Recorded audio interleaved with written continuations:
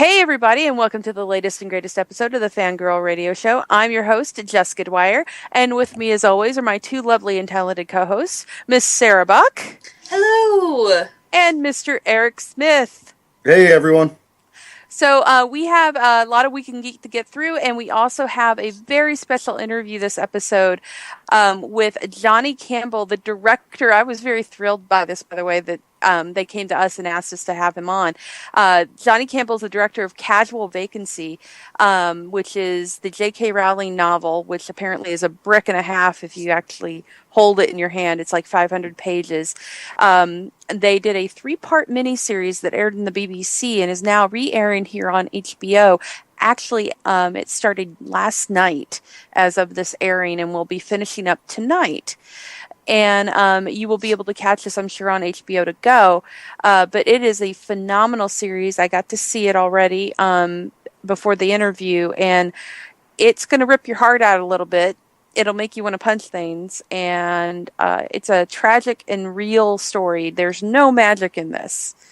Everything is horribly, brutally real in how this plays out. And it takes place in modern times in a village in Britain. And yeah, it's a hard one to watch, but it's really, really beautifully done. And I really enjoyed talking to Jonny. And if you did not know, Jonny Campbell also directed the entire first season of In the Flesh, which if you haven't seen it, you really should. And the other thing he directed that all of you will know, and Eric and Sarah will both know, is the fact that he directed Vincent and the Doctor for Doctor Who. So he's really good at making you cry, is what I'm saying. Yeah, that episode makes me sob uncontrollably. And we talk about that. We talk about that in the interview, and I think he was sort of blown away by the fact that I actually knew these things that he directed already, and we sobbed together about Vincent the Doctor because he can't even talk about it without choking up. There's so sad. Oh, it's so beautiful. It's just I know that poor monster. Aww. So sad. No, you just wait till you see Casual Vacancy, though, because he is a master at that art of pulling on your heartstrings.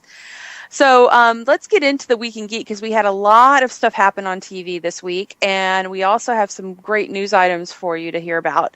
But first, let's talk Agents of S.H.I.E.L.D., because this is the week of Ultron.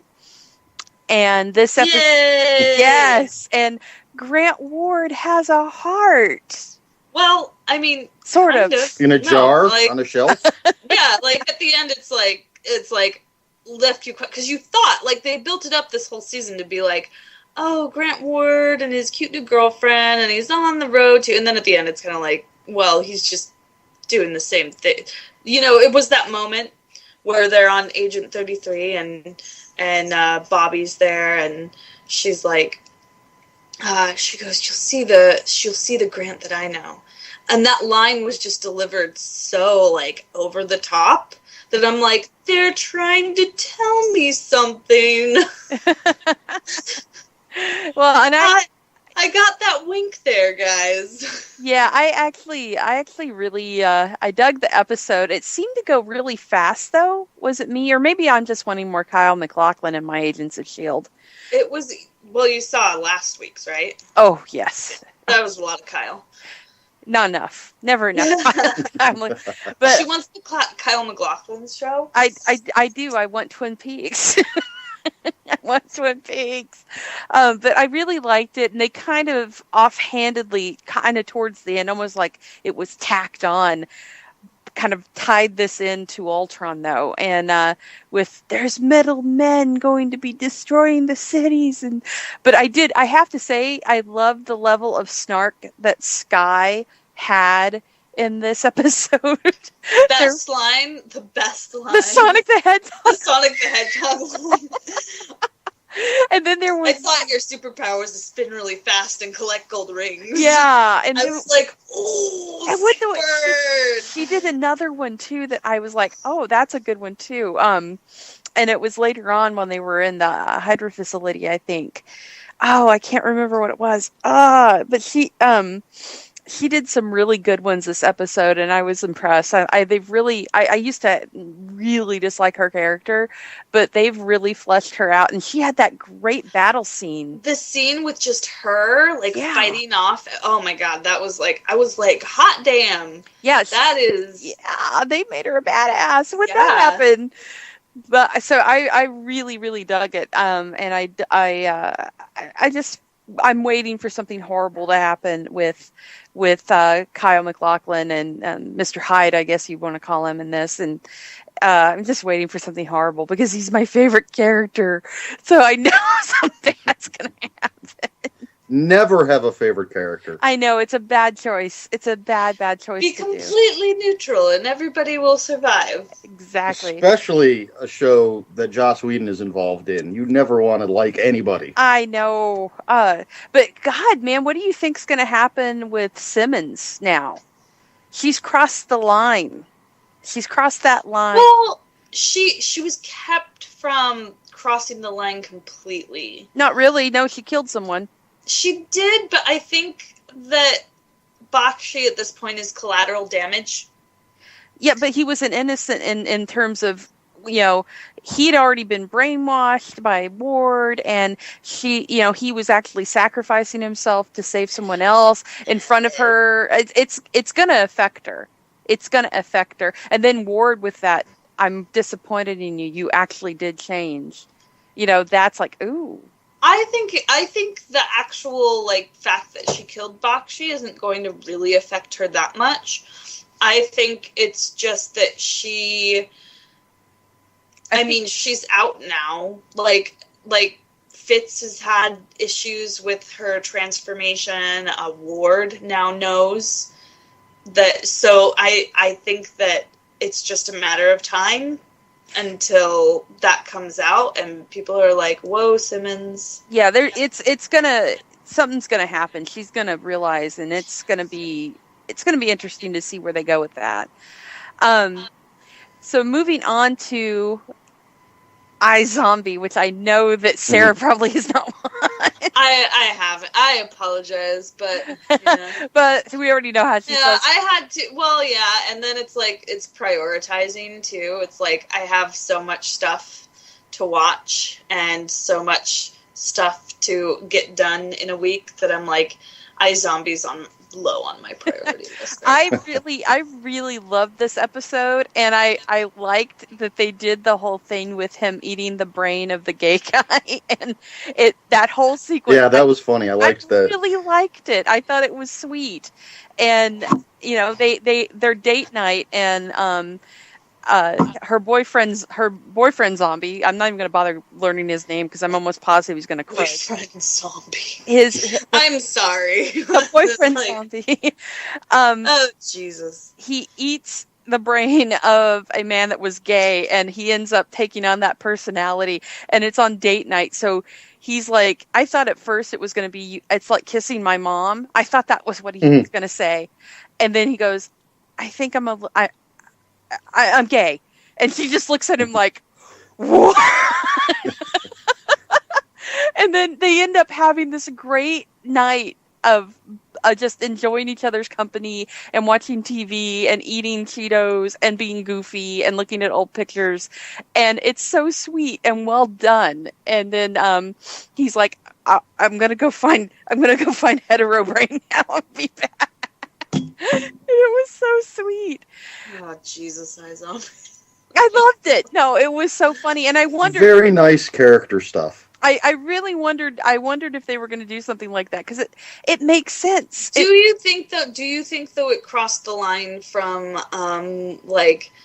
including minority sexualities, or do you think it was more exoticizing them or exploiting them? I don't think it was either. I think it was funnily done and well done. It wasn't overt. It wasn't poorly done. There was a great line about, he's like, I wondered why I was feeling this certain way, and then I opened up a magazine and looked at an Idris Elba picture, and the first thing that popped in my mind was a great big mountain of yum. And I'm like, I know people that would say that. So I think it was done really well, and it was done in such a way that it was tasteful. It wasn't overt. It wasn't a big deal. Yeah, it's not like he was freaking out because he was suddenly gay. Yeah, it was just, he's like, all right, this happened. And it sort of puts a crimp in our date, but, you know, we'll just live with it until it wears off and things go back to normal. And I also think it's a good nod to the fact that in the scientific equivalent of, you know, you don't have a choice when you're gay. Right. It's not, you're born with this. This is not a choice. And the fact that there's scientific evidence, such like John Barrowman went through. He went through an entire special about it, where he was tested and had scientists actually look at his brain, and it's a makeup in you. You're born that way, and I think that's a great nod to that too. I liked how they did it. Mm-hmm. That's good. Yeah. So the other show that I don't know if I think I may be the only one that watches this on our show is The Blacklist, and major happenings went down this last episode with The Blacklist. And if you're not watching it, you really should be, because there is some great action. There's great acting. It's like a mini movie every episode almost with this show, and they're getting some major guest stars, like David Strathairn is in this season right now, as he kind of took over the reins from Alan Alda as the elder statesman actor that's the bad guy. And it's a lot of plot happened, and now the fulcrum, which is the big knows everything piece of technology and knows all the secrets of the government and all of that, has now been opened. They know everything that's in it, and they basically just handed it off to the cabal that's after Red and said, "Here, we've made copies. Thanks. Here you go." And Red Runnington, you cannot keep him down. He is still alive, of course, and he is also the voice of Ultron. So you really should be watching The Blacklist. I don't know what more to tell you. It's a good show. That's on my list. I do really want to watch that. The entire first season is still on Netflix to stream without commercials. So yeah, you should go check that out for sure. So moving on to movie news. Jurassic World is apparently, they made a point to say this, is not including in canon, I guess, the second and third movies. It is a direct sequel to Jurassic Park, the original. Thank God. I mean, and that's smart, because it's like, they're like, oh, well, we want to remain in continuity, but we don't have to worry about like all this other stuff. So, well, I think that's a good move on their part. Also, I don't even remember. My mind has just destroyed any evidence of there being a third Jurassic Park movie, because it was so horrible. Mine has too. I'm like, what happened in that movie? The third one is better than the second one. I have never seen the one where they're stuck in the camper on the cliff. That's the second movie, I have never seen the second movie. I've never seen it. You're lucky. I heard so many bad things. I refused to watch it, even though it's all Jeff Goldblum all the time. I just did not see it. And the third movie was just so horrible. Oh God, it was so bad. Speaking of horrible bad, we've talked about this verbatim on this show, like so much, about how DC is like rushing into trying to jump on the wagon of, we're going to beat Marvel, we're going to make our own little universe, but we're going to do it fast.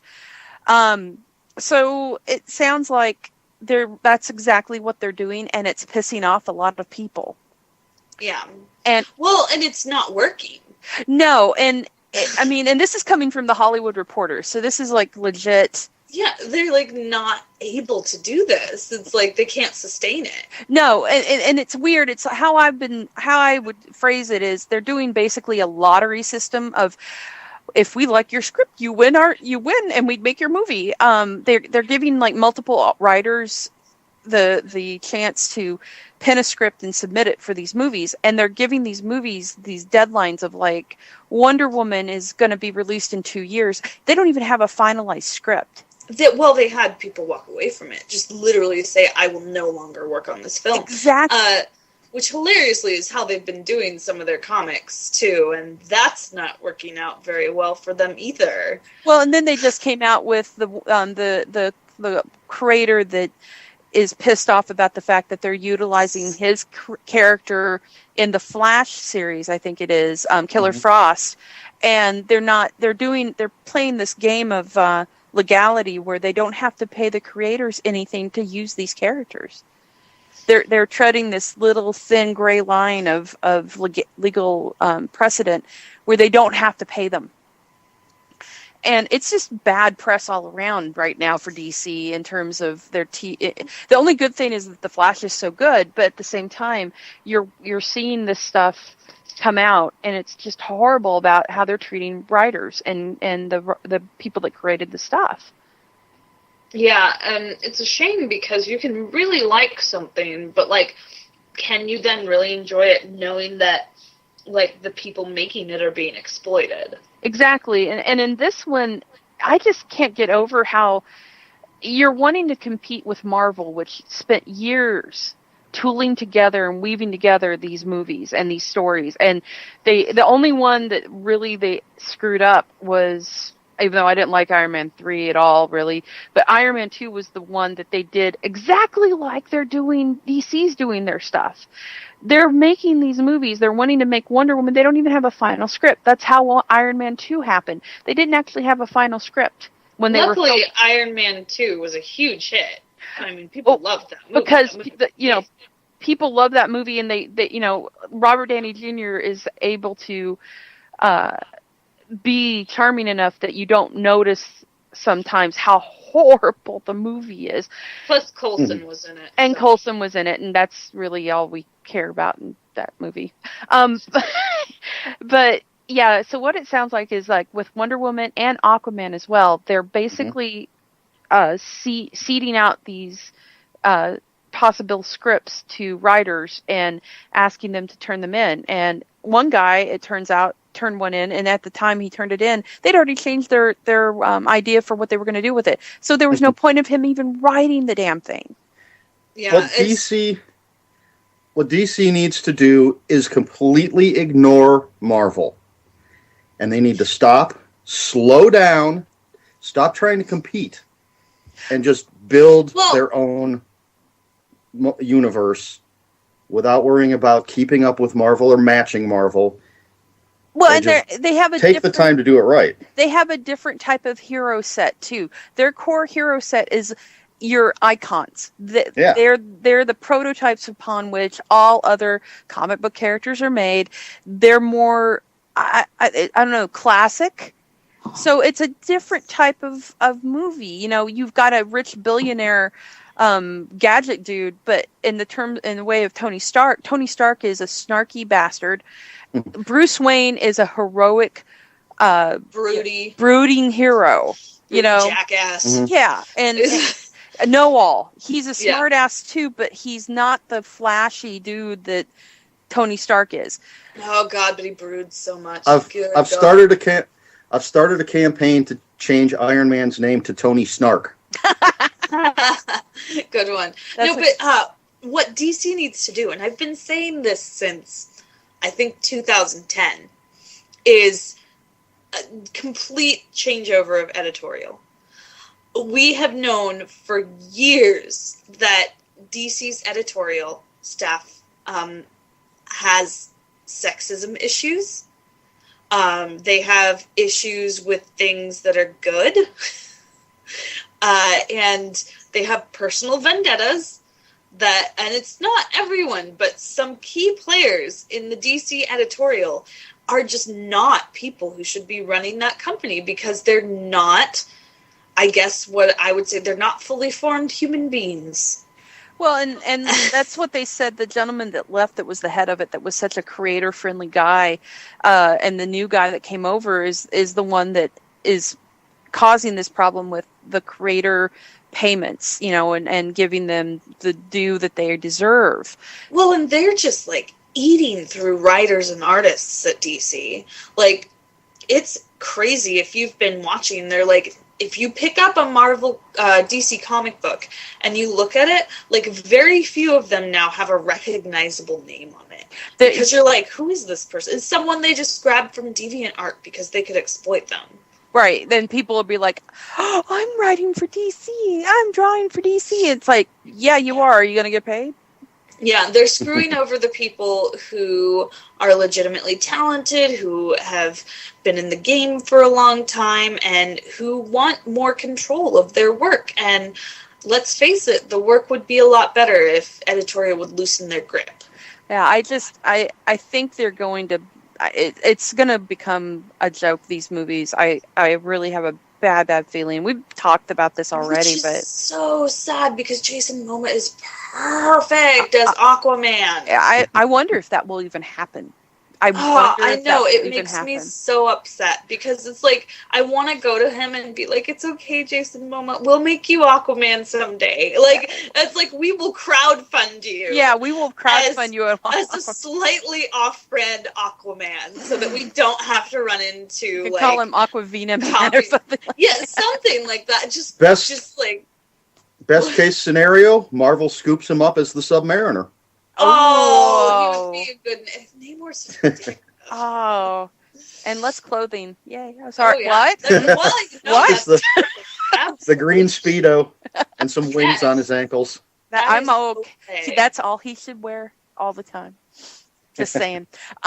So another comic book movie, though, that was super good and maybe coming back, although I don't know how they'll do it with Colin Firth, which is Kingsman.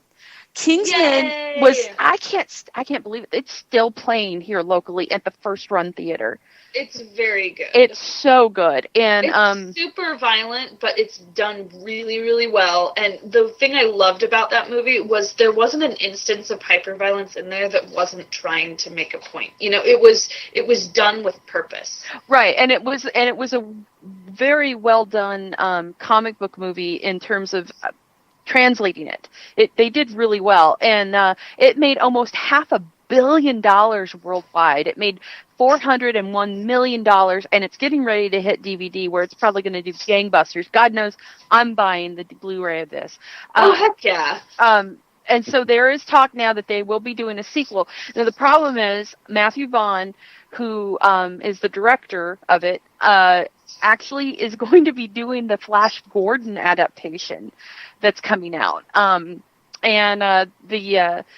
There may not be time for him to do it. Yeah. So we'll have to keep an eye on it. There's no official word, but it's rumored that they want to really make this happen, and they'll probably jump on this because this is Fox getting another franchise out of it, and they really should hop on it, especially with Daniel Craig leaving Bond. I don't know when we're going to have another Bond movie after Spectre. So this keeps it open for your secret agent flicks. Because as I was watching this movie, the thing that kept repeating over and over in my head was, this was what the Avengers movie should have been. This is what the Avengers movie should. Why wasn't this the Avengers movie? And by the Avengers, I mean... Right, Emma Peel and Don Steed. Don Steed. But yeah... And this just goes to show that even the non-superhero Marvel movies are fantastic. Exactly. And oh my gosh, it's just beautifully filmed. Oh, it's so... And it's hilarious. Well, he kind of, Matthew... Now, I can't remember, did Vaughn... Someone dropped something. Did Vaughn direct Kick-Ass 2? I don't think he did he? Was that someone? No, that one was... I don't think he did. Yeah, that's why I did not like it. Because... I like that movie. Yeah. Kick-Ass 2? You liked it? Yes. Ah, for what it is. Awful. Oh God, I couldn't even make it through like 15 minutes. I just stared at it like, what am I? I was like, ugh. As I recall, it was very close to the comic book. I didn't like the Kick-Ass comic books either, but well, it just eked me out that Kick-Ass and Hit Girl were like smooching, and wasn't she like 12? That wasn't the only thing I was like eked out by. It's in high school, I believe. Junior high. In the sequel. And they kissed once at the end. I know, but and she kissed him. It wasn't crappy, though, because like it was really just no. I couldn't stand it because like she, you know what was missing was Nicolas Cage. Yeah, and her betrayal of like herself as a human. It was a terrible message to young girls. I just did not enjoy it. And Jim Carrey was great in it for the 5 seconds he was really in it. But I really, you know what, Big Daddy all the way. Nicolas Cage made that first movie for me. He was so awesome, and they needed more of him. They needed him in it. Period. I don't care how. Bring out his charred corpse, make him Ghost Daddy, and have his flaming head, and have him in your movie, and it will be all good. So, speaking of comic books, we only have a couple of minutes before we go to our interview, but Free Comic Book Day is Saturday. So what better way to spend your weekend than hitting the comic book stores early in the morning on Saturday and then go see Ultron for the third time? Because you're going to go see it again on Friday. Really quickly, I'm going to tell you my picks for what you should grab because these are going to go quick on your Free Comic Book Day choices. Number one, which I've already told Sarah, I'm going to try and grab her one, but I don't know if I'm going to be able to pull it off. I may not even be able to get one. There is a 3-story Doctor Who comic book with 10, 12, and 11. Notice how I said that in order? of importance. 10, 12, and 11 have a 3-story Doctor Who comic book for free that's going to be one of the biggies, this one, to grab. There's also a Fight Club comic book. I was going to mention that if you didn't say anything. Yeah, there is a Fight Club comic. There is a Bob's Burgers as well. But the big ones to me out of what they consider the gold comics are the Doctor Who and Fight Club. I think those are the two biggies. There's also a DC Divergence one as well. Out of the next level of that, Secret Wars is in there too. But in the silver books, there is an Avengers #1 that you can grab. And there is also an Alice in Wonderland Special Edition one-shot. And the other one that you should definitely grab because it's beautiful and he's a friend of the show is Hatter M. Frank Bedore's awesome, beautiful Alice in Wonderland comics has a special edition free comic book that day. And go ahead. There's a Gronk, which is the webcomic by Katie Cook, who's one of my favorite artists. She does the My Little Pony comic, and she's been a presence in the online DeviantArt world for a while now. There's a lot of manga, so if you're a manga fan, hit the Free Comic Book Day stuff. There's an Attack on Titan. What else did I see here? And there's a couple others that are strictly manga, which was awesome. Street Fighter.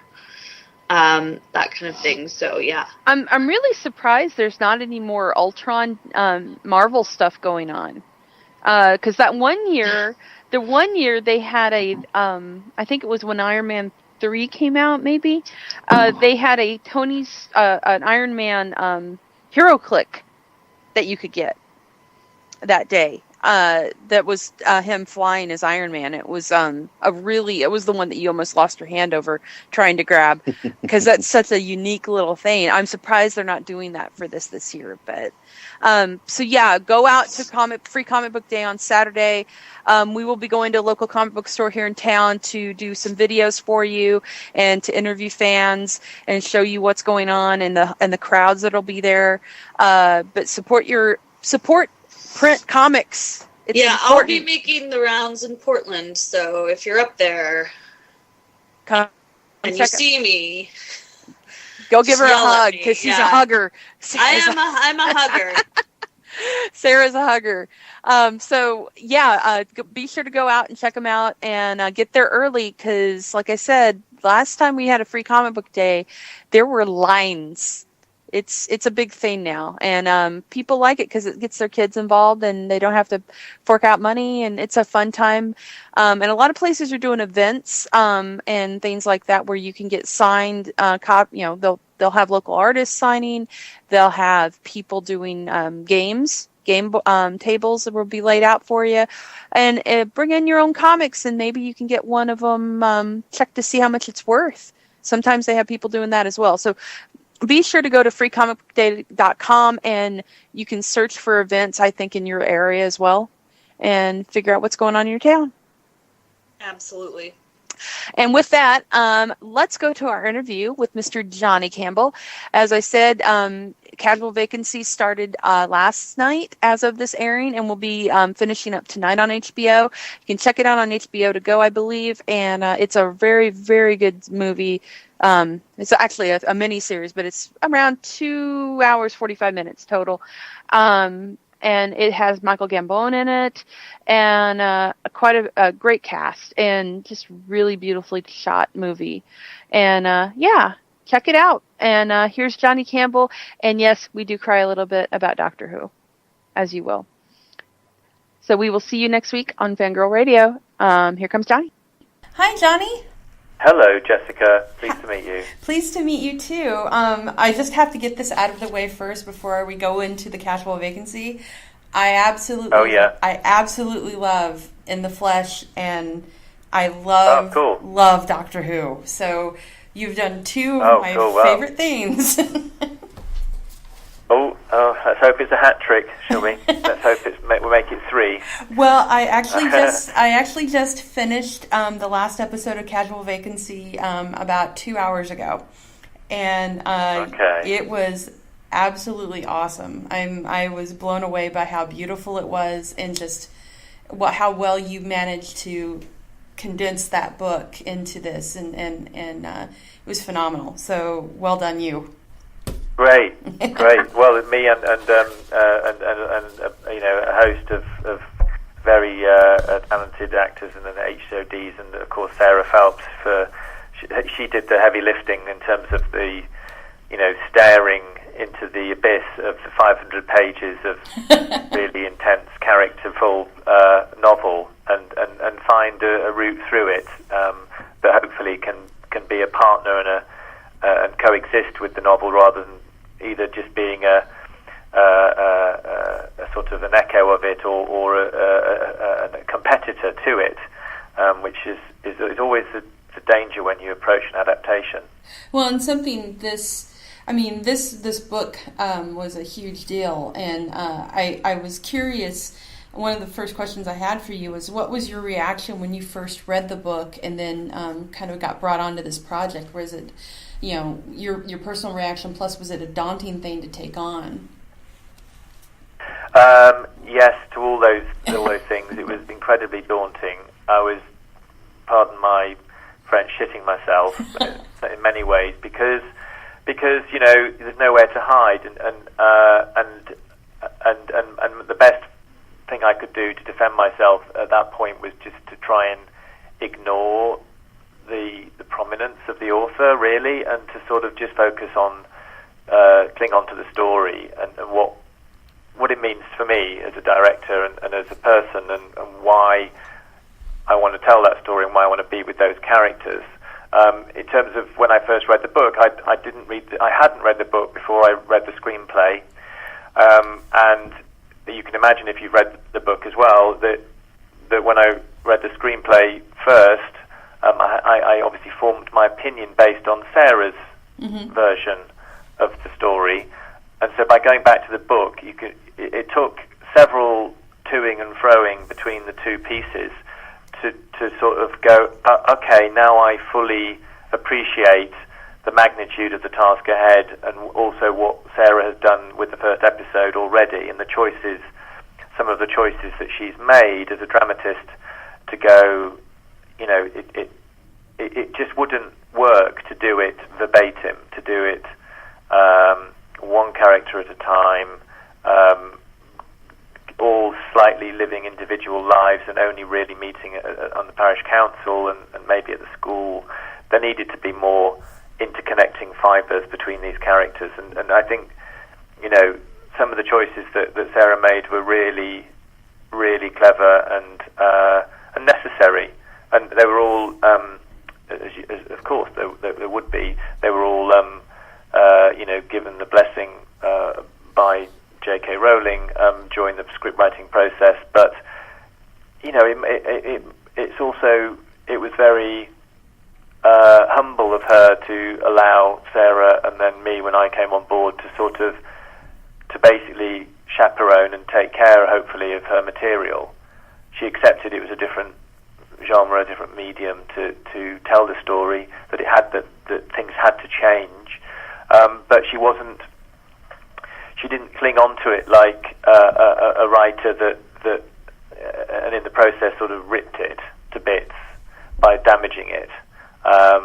You know, she like the Caucasian chalk circle, where, you know, the false mother clings to the child because they want it so desperately.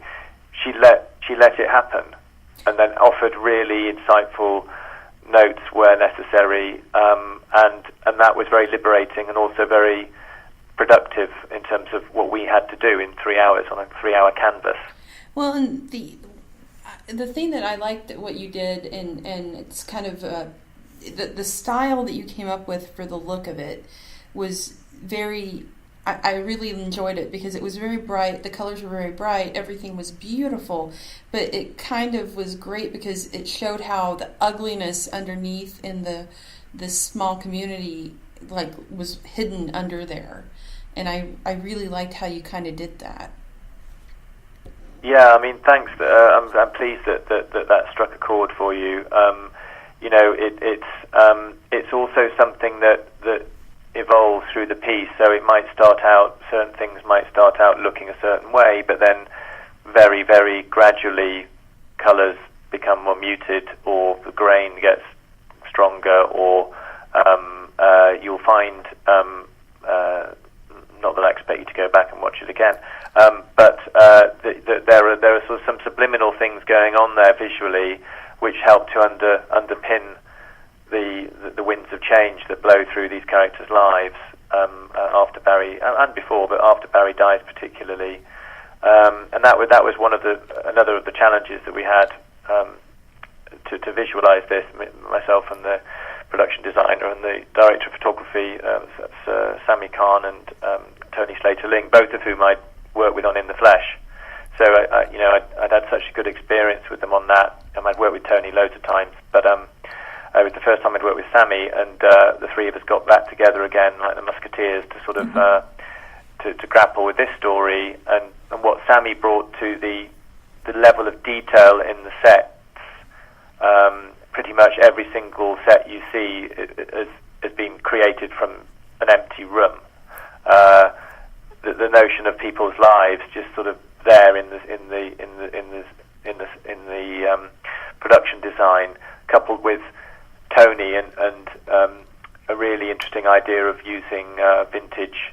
I don't know how interested you are in this, actually. I should ask, really, before rattling on. Well, that was kind of vintage lenses, basically. Yeah, I saw lenses that. Sort of cast a poetic look, especially for the younger generation. We wanted to distinguish between the teenagers and the adults. So we sort of treated the adults, slightly less poetically than we did the younger generation. Well, and the other part of that too, kind of, I saw a lot of foreshadowing that you were doing within this, and I really liked kind of like you said, there's like these little subliminal things in there, but the one thing I really noticed was like the significance of water. You really, it kept showing up, and I was like, oh, I know what that means. Yeah. Well, that again, it was one of the. I don't know whether you've seen these French films, the Jean de Florette and Manon Dessources films, but water is a huge theme in those films. It's one of the references Sarah and I had when we were talking about this as a story, as a sort of an observation of human nature and greed and envy and all the various vices that we display. All of us at some point in our lives, I'm sure, and that that water was particularly important to J.K. Rowling as well. The river was very symbolic. It's symbolic in terms of the geography of Pagford. It's symbolic in terms of the Sikh religion. It's symbolic in terms of the ending of the story, and yet the notion that it keeps on flowing, and no man walks in the same river twice. So there were lots of things to do with water, and I wanted to sort of exacerbate that. So, for example, I wanted to make it change it from being a hotel into a spa hotel. The notion that they had this amazing spring in Pagford, and we found this fantastic location which had this ancient spring with well dressings saying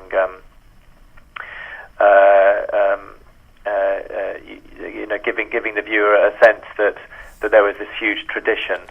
An ascension is written in flowers on the well, and the notion that the river itself sort of snakes round Pagford a bit like a noose. We exaggerated the Oxbow sort of river in order to sort of have that imagery. Well, and the other thing that I noticed too was sort of the adults in this missed the entire point of what the kids represented, which is they were more focused on themselves and getting this spa and the renewal of the village in that, but they missed the point that the kids were actually the renewal of the village, and that kind of came across really well. Totally. And I really liked that. Yeah, I mean, you've hit on something that so many people have missed, and maybe that's my fault, or maybe it's just that they would always miss it. As Sarah says, sometimes if people have a sort of a sort of sensitive nerve to be struck by this, it will be struck. Other people, cold-hearted, whatever you want to call, won't be moved because they're not there to be moved. But yes, I mean, it's by focusing on the adult characters. People forget that actually it's the teenagers that are at the heart of this particular story, and it's always marketed. You just need to look at all the pictures people choose. They're starting to come round to show the one of Abigail, but it's always Howard and Shirley, and it fascinates me because actually the teenagers, the ones that are ignored, the ones that are shouted at, the ones that are abused and taken for granted, are the future, and the story is as much about them, if not more, than it is about the adult characters, and some of the characterization of the adults is actually deliberately intended to sort of be seen through the eyes of the teenagers, who quite happily will see through the adults for what really makes them tick. Totally. So that's a really, really clever and insightful point you make there.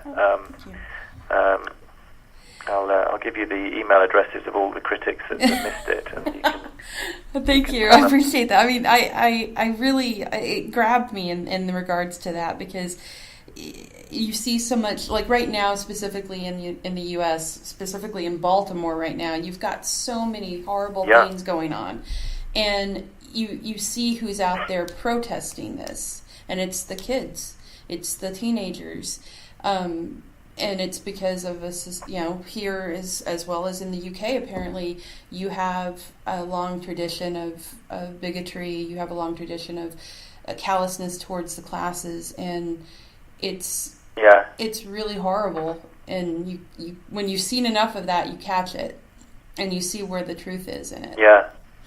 So somebody tweeted recently, it was to do with the election campaigning that we have going on in Britain, but I think it can equally be applied to a situation like you have going on at the moment, which is, he said, hey, elitist commentators sneering about such and such a person and something that they've done. How many disillusioned young people do you reach?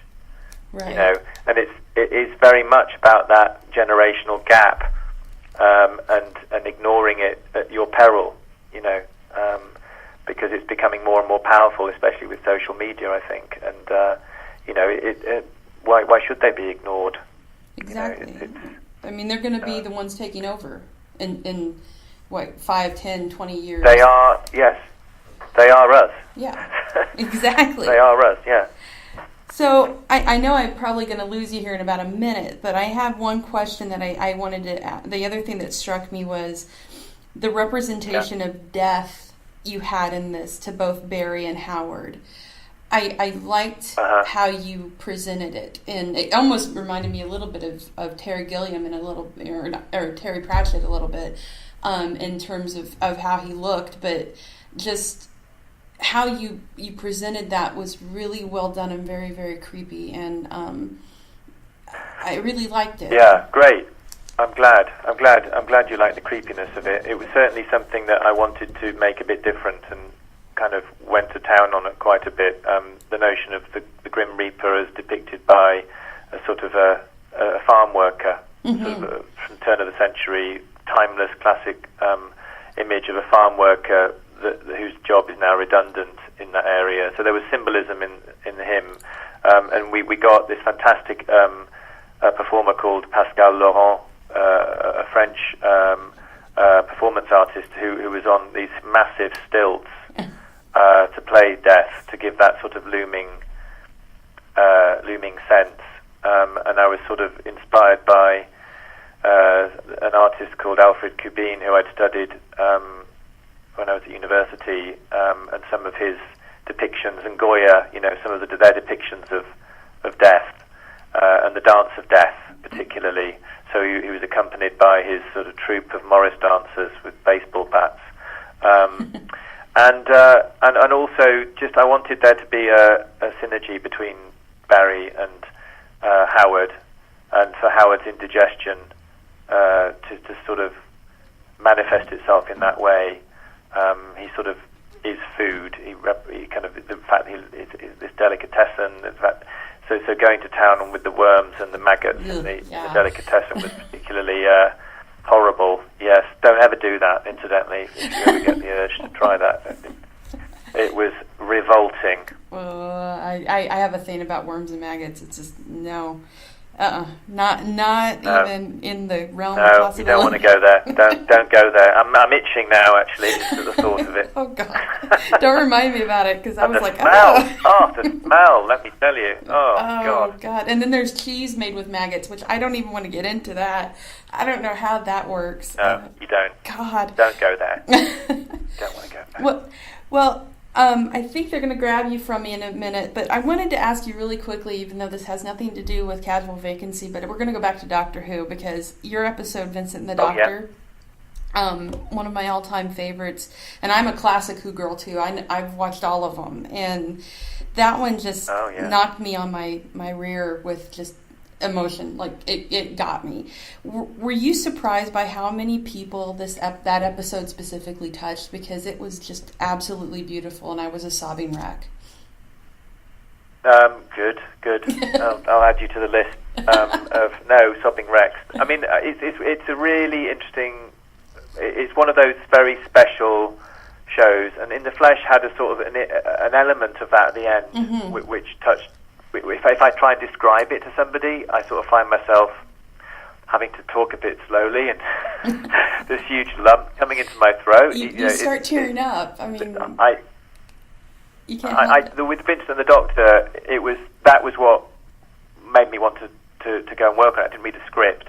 Richard hadn't written the script at that point. It was just a pitch, like a back of the envelope thing, saying what the story was about. The Doctor goes back in time to help Vincent destroy a monster, and then as sort of by way of not payment, but to sort of try and make him feel a bit happier, sort of brings him to the present day to show him, what an amazing artist, how well loved he is, and that got me. It's like, bloody hell, that's somebody using time travel for the purpose of good, and that's Richard Curtis through and through, and with Stephen Moffat as the showrunner, it was just an amazing experience. And it was a special story. It always felt special. The actors we got to play in that, Tony Curran performance, God. and I think Matt and Karen as well. Everyone sort of really rose their game. Raised their game. Is that rose their game? I'm not quite sure what I'm saying now. Everyone raised their game. They didn't rose it. They raised their game in order to just match the sort of the beauty of that sort of story about humanity. And Tony Curran, man, him sobbing and crying on screen. I'm gonna have to take time out, I think. Yeah, just thinking about it. No, it's a beautiful story. I'm so pleased it touched and moved you, and that it's one of your favourites. It's definitely, one of mine, and it was a real thrill to work with Matt and Karen and Tony on that story. Well, and then Bill Nighy. Bill Nighy. I was going to say, don't forget Bill Nighy, because forever Bill Nighy. Well, thank you so much, Jonny. I so appreciate it, and you just do some beautiful, beautiful work, and I want to just thank you for that. Thank you. You live up to your name, Fangirl Radio. You got it. That's what we are. Yeah, Jessica. What can I say? You definitely didn't disappoint there. Well, thank you so much. I am the fangirl. So spread the word. Spread the word, babe, about this show coming out. I totally will, man. Thank you so much. Thanks. It was absolutely great and beautiful. I look forward to seeing it. Yeah. All right. Thank you so much.